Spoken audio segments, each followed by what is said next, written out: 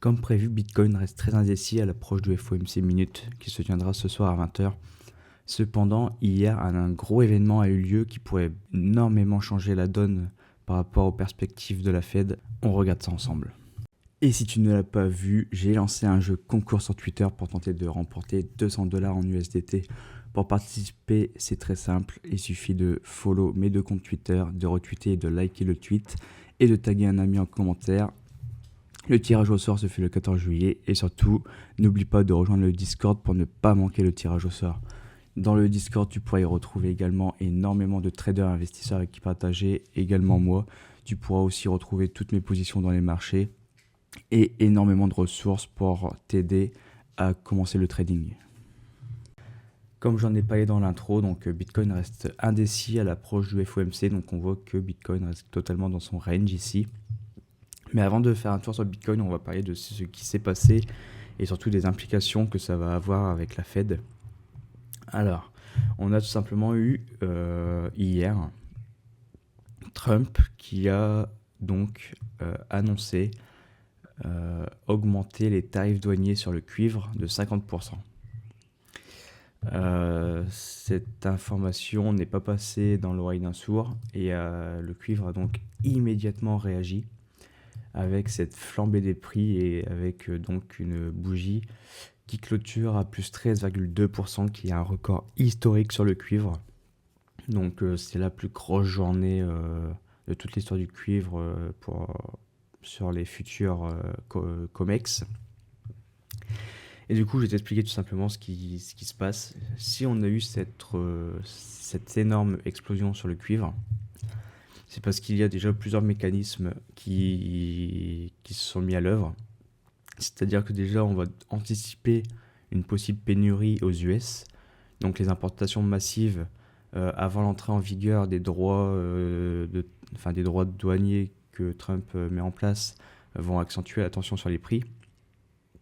On va avoir également un effet spéculatif immédiat, c'est également pourquoi cette flambée des prix. C'est que les prix US restent bien plus élevés que ceux par exemple à Londres. Donc forcément, on va avoir un afflux de cuivre vers les États-Unis. De plus, la demande industrielle reste très élevée, puisque le cuivre, c'est un élément qui est utilisé partout. Et d'ailleurs, on va revenir sur ça parce que le cuivre, c'est vraiment ce qui nous permet d'avoir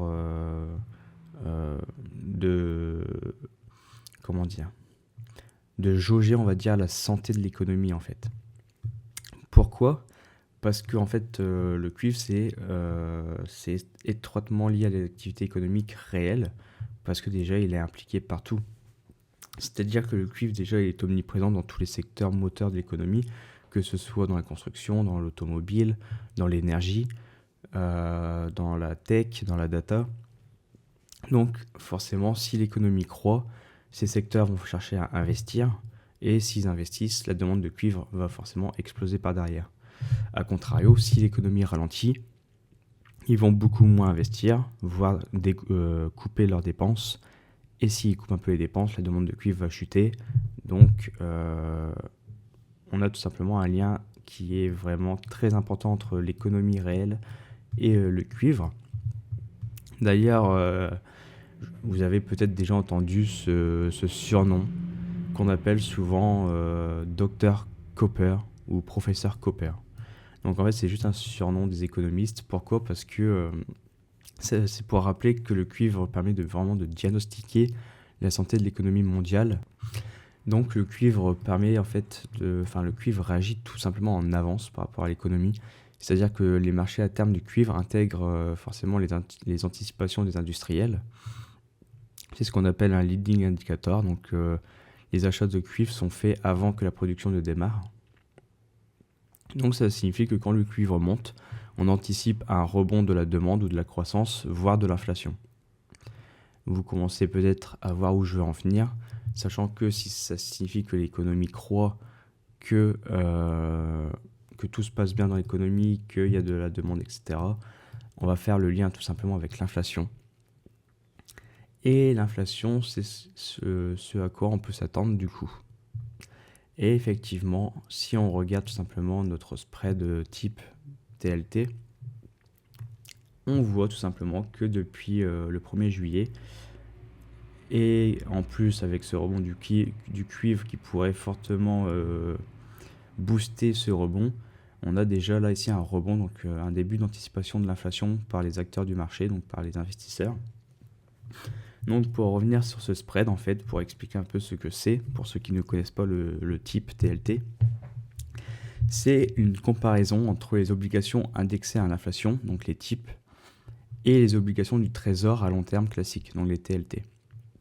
Ça permet d'avoir, de comprendre du moins les attentes en matière d'inflation et de croissance. Donc le type, c'est un ETF qui suit les Treasury Inflation Protected Securities, donc les obligations qui sont protégées contre l'inflation. Donc, c'est-à-dire que cet ETF-là a un rendement réel qui est faible, mais qui est protégé contre la hausse des prix. Il est protégé de l'inflation.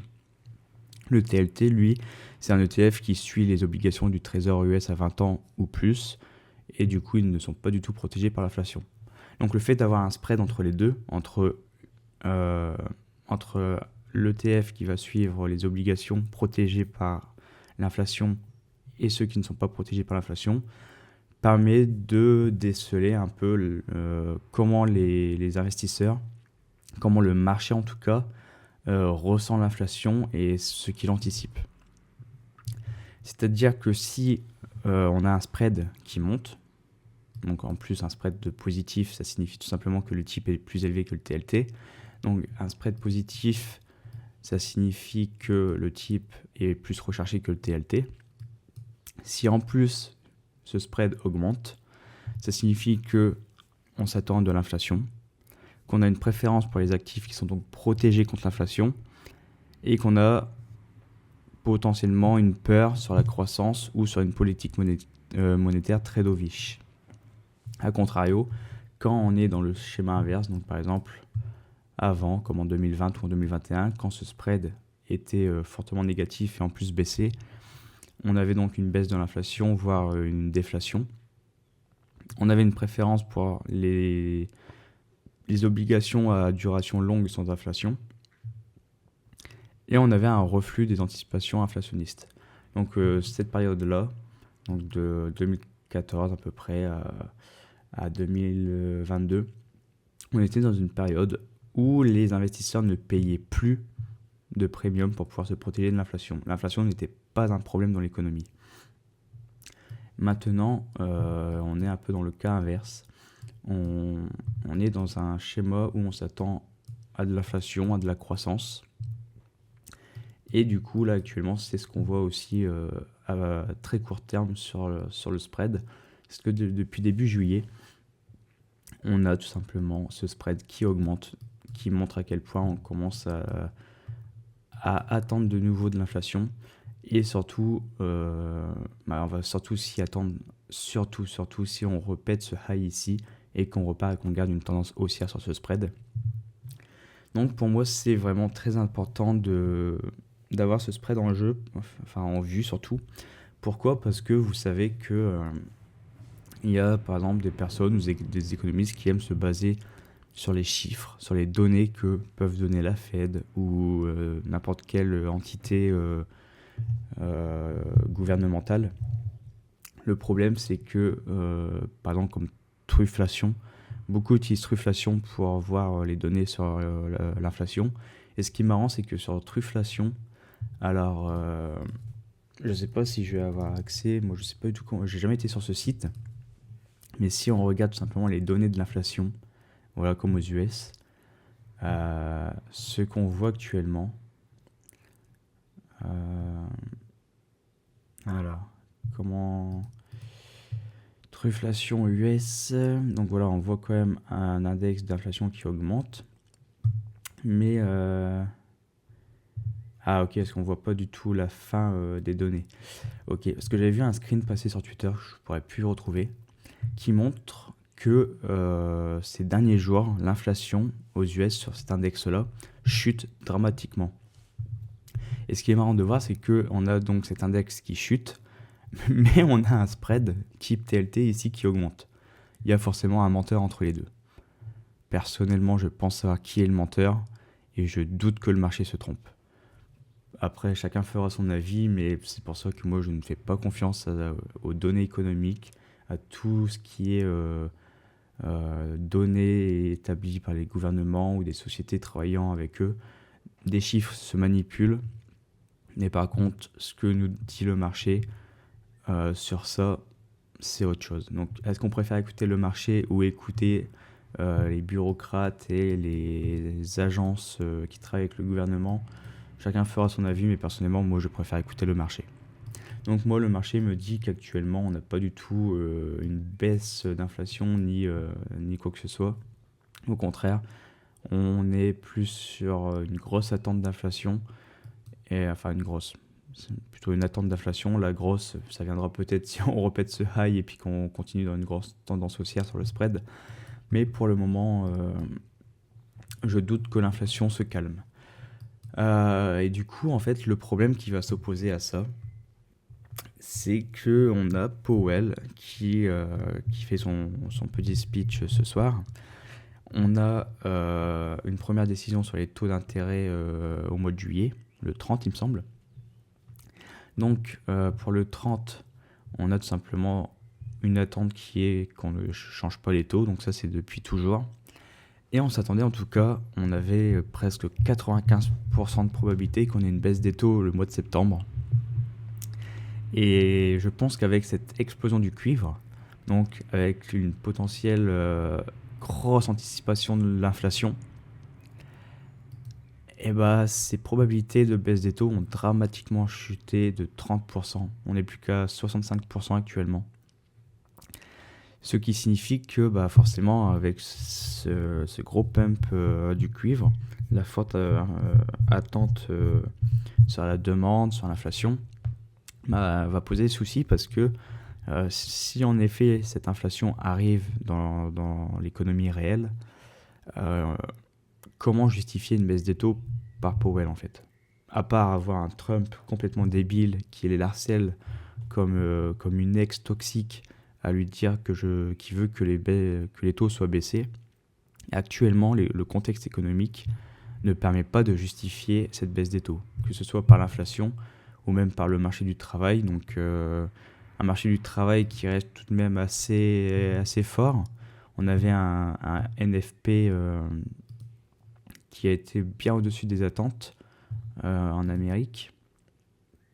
Où est-ce que je vais pouvoir voir les données? Il me montre pas ça là. Tant pis, on va faire ça. Previous week. On avait un NFP où le consensus était à 110, le précédent était à 144 000 jobs créés. Finalement, on est tombé à 147 000. On a un taux de chômage qui baisse également par rapport au précédent.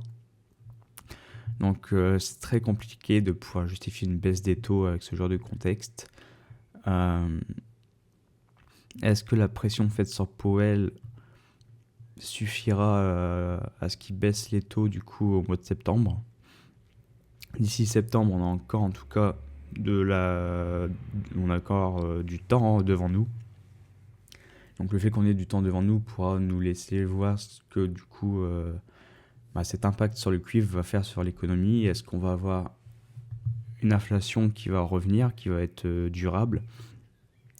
Est-ce que ça va juste faire un petit pump and dump et puis après tout reviendra à la normale et au final pas d'inquiétude sur l'inflation? Ça sera surveillé en tout cas. Donc on a encore quelques mois devant nous, juillet, août, septembre. Voilà, on a 3 mois. On est actuellement le 9 juillet, il me semble que c'est le 17 septembre, donc on a 3 mois devant nous pour voir ce que ça va donner et potentiellement voir si cette baisse des taux pourra être faite ou non, comme tout le monde l'attend. Mais en tout cas, ces choses-là vont pouvoir être très importantes et soyez-en sûrs, Powell, il reviendra ce soir dans son discours, donc ça va être intéressant en tout cas de suivre ce qu'il va dire sur ça. Donc pour revenir à Bitcoin, on est tout simplement dans cette grosse consolidation. On était revenu chercher ces lows ici. Je disais à quel point c'était important d'avoir ces 3 lows ou ces 3 highs selon le contexte du R2D2, s'il est haussier ou baissier. Dans ce contexte-ci, on est sur un R2D2 haussier, donc on va attendre à avoir 3 lows ici ascendants pour pouvoir avoir une bonne protection du stop.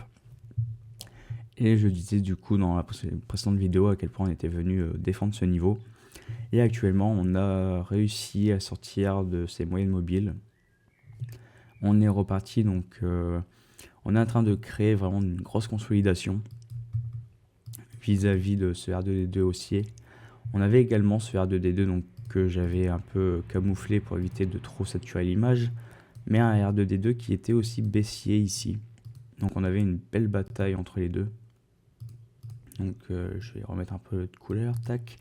Donc on peut voir qu'on avait ce M ici, tac, avec ce R2D2. Pour moi en tout cas, on est venu chercher les 0,66, on a eu ce W derrière, pour moi c'était un stop trading. Si j'avais short Bitcoin, je serais sorti ici. Mais en tout cas, ce qu'on peut voir, c'est qu'avec cette consolidation-là, on a aussi des nouveaux highs qui se mettent proches des 0,25. Donc voilà, personnellement, moi je resterai hors marché, étant donné qu'on a Powell qui parle ce soir, on risque de partir dans un sens ou dans l'autre. C'est vraiment à pile ou face. On risque d'avoir pas mal de volatilité. Donc personnellement, moi je resterai hors marché, j'attendrai que tout cela se passe et j'attendrai probablement demain pour reprendre le trading si je devais trade sur Bitcoin. Mais pour ceux qui aiment se brûler les ailes et qui aiment utiliser justement cette volatilité pour se dire si ça part du bon sens, tant mieux, au moins mon objectif est atteint. Et bah, si on est haussier, on a ce R2D2 ici. Si on est baissier, on a ce R2D2 ici également.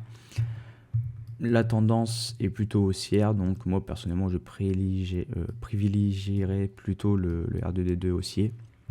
Mais voilà, après chacun ses plans, chacun ses setups, chacun ses propres biais, chacun sa manière de voir, de voir la tendance dans un marché à court terme ou à long terme. Chacun a posé de son plan, mais en tout cas, faites très attention à ce que Powell va dire ce soir. Je pense que ça sera en tout cas un énorme indice sur ce qui se passera du coup en juillet pour la décision des taux. Mais je pense que ça sera également un énorme indice pour ce qui se passera en septembre, si baisse des taux il y aura ou non. Donc voilà pour cette petite vidéo. Donc si ça vous a plu, n'hésitez pas à mettre un petit commentaire, vous abonner et à mettre un petit commentaire, ça me ferait très plaisir. Allez, ciao.